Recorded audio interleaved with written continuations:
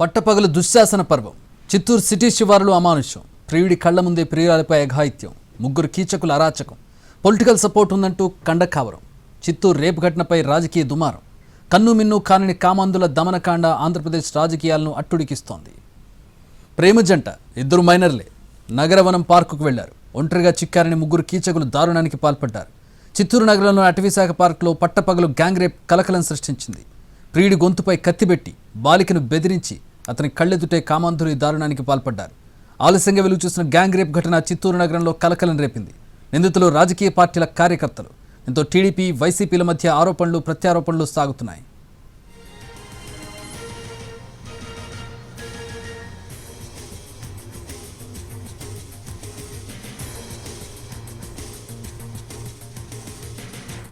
ప్రేమ జంటను ముగ్గురు యువకులు బెదిరించి బాలికపై ఒకరి తర్వాత ఒకరు అత్యాచారానికి ఒడిగట్టారు. చిత్తూరు జిల్లాలో గత నెల 25వ తేదీన ఈ ఘటన జరిగింది. దీనికి సంబంధించి మరిన్ని వివరాలు మా ప్రతినిధి కార్తీక్ అందిస్తారు.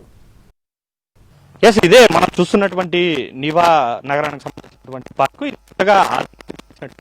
పార్క్గా కూడా తెలుస్తుంది. చక్రి గత నెల 25వ తారీఖున జరిగింది. పూతలపట్టుకు చెందినటువంటి ఓ మైనర్ బాలికతో పాటు మరొక యువకుడు కూడా రావడం కూడా జరిగింది. ఇద్దరు కూడా మాట్లాడుకోవాలనేటువంటి ఉద్దేశంతోనే సరదాగా ముందరున్నటువంటి ఈ పార్కు ఇది మెయిన్ భాగం అయితే ఇక్కడ నుంచి కూడా కొద్దిగా ముందరకు రావడం కూడా జరిగింది. అయితే ముందుకు వచ్చిన వెంటనే కూడా ఇక్కడ చూస్తున్నటువంటి ఈ బెంచ్ ఏదైతే ఉందో మనకు కనబడుతున్నటువంటి ఈ బెంచ్ లోనే వాళ్ళు ఇరువురు కూడా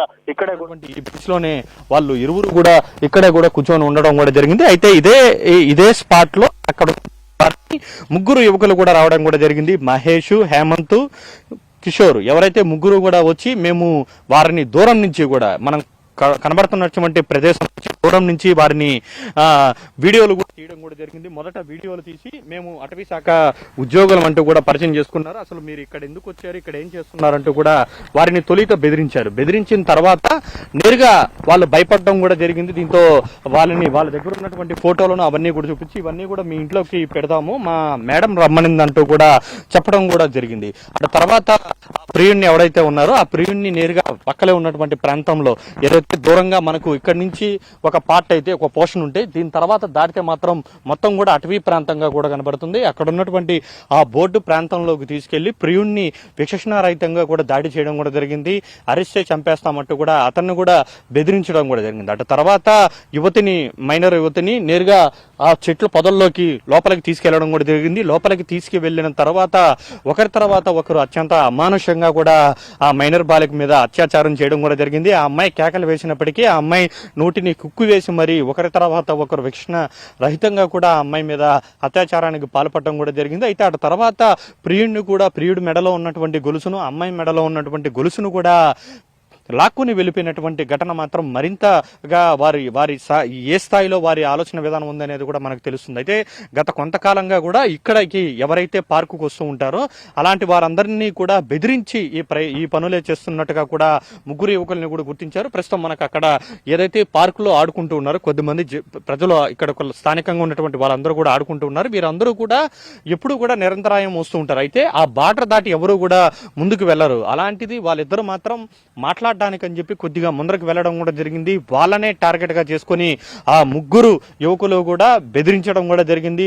మొదట అటవీ శాఖ ఉద్యోగులంటూ కూడా పరిచయం చేసుకుని వారిని వీడియోలు తీసి మీ ఇంటికి పంపిస్తామంటూ కూడా బెదిరించి ఆ ప్రియుడి కళ్ళ ఎదుటే కూడా ఏదైతే ప్రియురాలని అత్యంత దారుణంగా కూడా అత్యాచారం చేయడం కూడా జరిగిందని చెప్పుకోవచ్చు. ఈ ఘటన 25వ తారీఖున జరిగితే దాని తర్వాత వారిని చంపేస్తామంటూ బెదిరించడం కారణంగా మరుసటి రోజు కుటుంబ సభ్యులకు కూడా ఆ యువతి చెప్పడం కూడా జరిగింది. దీనివల్ల అక్కడ ఉన్నటువంటి ఆ గ్రామానికి సంబంధించినటువంటి యువకులందరూ కూడా ఆ ముగ్గురు యువకులు ఎవరైతే ఉన్నారో ఆ ముగ్గురు యువకుల కోసం ఇదే పార్కులో మళ్ళీ వచ్చి వేచి చూడడం కూడా జరిగింది. 2 రోజుల పాటు కూడా ఎదురు చూశారు, వారి కోసం వస్తారు అని. వచ్చిన తర్వాత వారి ముగ్గురు యువకులను కూడా పట్టుకొని వారి గ్రామానికి తీసుకువెళ్లి విచక్షణ రహితంగా కూడా వారి ముగ్గురిని కూడా కొట్టడం కూడా జరిగింది. వారు నిజాన్ని ఒప్పుకునేంత వరకు కూడా గ్రామస్తులే వారిని కొట్టి పూర్తి స్థాయిలో వారిని కొట్టిన తర్వాత చితకబాదిన తర్వాత పోలీసులకు అప్పగించడం కూడా జరిగింది. అయితే అప్పటి వరకు కూడా పోలీసులకు గ్రామస్తులు కూడా సమాచారం ఇవ్వకుండా దాచిపెట్టారని చెప్పుకోవచ్చు. దాని తర్వాత మాత్రమే ఏదైతే ఘటన జరిగిన తర్వాత విషయాన్ని ఏదైతే ప్రియుడు ద్వారా కూడా చిత్తూరు పోలీసులకు ఫిర్యాదు చేయడం కూడా జరిగింది. అయితే చిత్తూరు పోలీసులు మాత్రం పూర్వాపరాలు ఏం జరిగింది ఏంటి అనేది కూడా ఎంక్వైరీ చేయకుండా సాధారణంగానే ఇది ఒక డబ్బులు ఏదైతే నగలు పేర్కొన్నటువంటి కేసుగా భావించి ఒక రాబరీ కేసును వారిని కొట్టినట్టుగా తీసుకున్నటువంటి ఒక ఫిర్యాదును మాత్రమే తీసుకున్నారు.